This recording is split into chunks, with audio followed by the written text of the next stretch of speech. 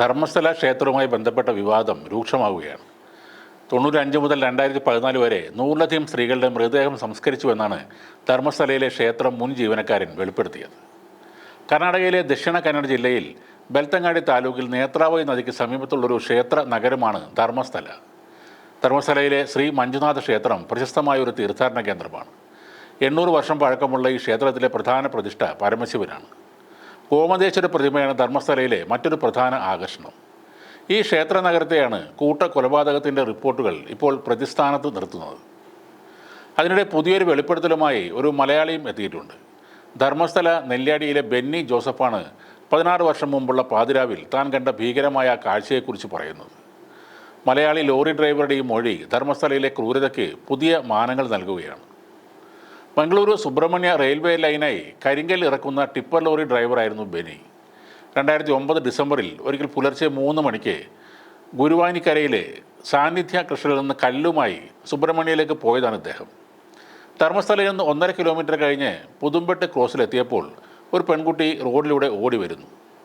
നഗ്നയായ ആ പെൺകുട്ടിയുടെ ശരീരമാകെ ചോര പൊടിയുന്നുണ്ടായിരുന്നു. പെട്ടെന്ന് ലോറി നിർത്തി എന്തു പറ്റിയെന്ന് കന്നഡ ഭാഷയിൽ ചോദിച്ചെങ്കിലും ആ കുട്ടിയൊന്നും പറയാതെ ലോറിയുടെ പുറകുവശത്തേക്ക് ഓടിപ്പോയി.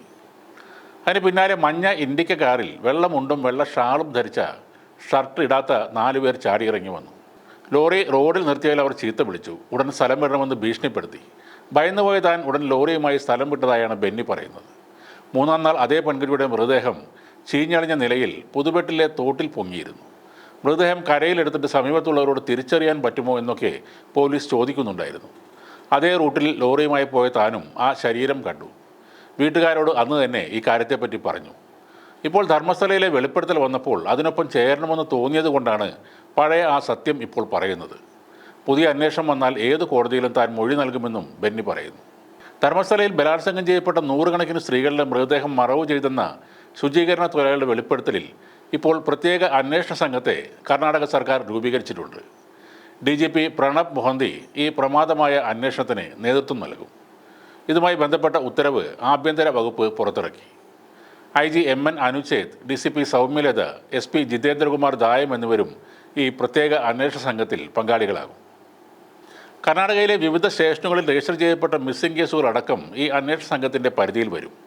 വനിതാ കമ്മീഷൻ്റെ കത്ത് പ്രകാരവും ദക്ഷിണ കന്നഡ SPയുടെ റിപ്പോർട്ട് പ്രകാരവുമാണ് ഈ ഉത്തരവിറങ്ങിയത്.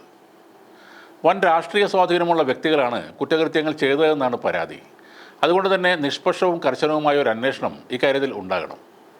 ഇപ്പോഴത്തെ ക്ഷേത്രം ജീവനക്കാരൻ്റെ വെളിപ്പെടുത്തലിന് ശേഷം മകളുടെ തിരോധാനം അന്വേഷിക്കണമെന്ന് ആവശ്യപ്പെട്ടുകൊണ്ട് MBBS വിദ്യാർത്ഥിനി അനന്യ ഭട്ടിൻ്റെ അമ്മയും രംഗത്ത് വന്നിരുന്നു.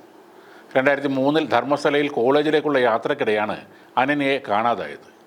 CBIയിലെ മുൻ സ്റ്റെനോഗ്രാഫറായ അമ്മ സുജാത ഈ മാസം 11-നാണ് പരാതി നൽകിയത്.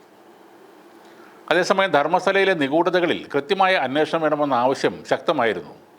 4 പതിറ്റാണ്ടായി വനത്തിനുള്ളിൽ കൊല്ലപ്പെട്ടവർ നിരവധി പേരാണ്. മുൻ ശുചീകരണ തൊഴിലാളിയുടെ വെളിപ്പെടുത്തൽ തെളിവുകളുടെ പിൻബലത്തോടെയുള്ളതുമാണ്. സംഘടിതമായ ക്രിമിനൽ പ്രവർത്തനമാണ് ധർമ്മസ്ഥലയിൽ നടക്കുന്നതെന്നും രാജ്യസഭ MP സന്തോഷ് കുമാർ പറയുന്നു. ധർമ്മസ്ഥല ക്ഷേത്രത്തിൻ്റെ പരിശുദ്ധിക്ക് കളങ്കമുണ്ടാക്കാൻ അനുവദിക്കരുതെന്നും അമിത്ഷാക്ക് അയച്ച കത്തിൽ അദ്ദേഹം ആവശ്യപ്പെടുന്നുണ്ട്.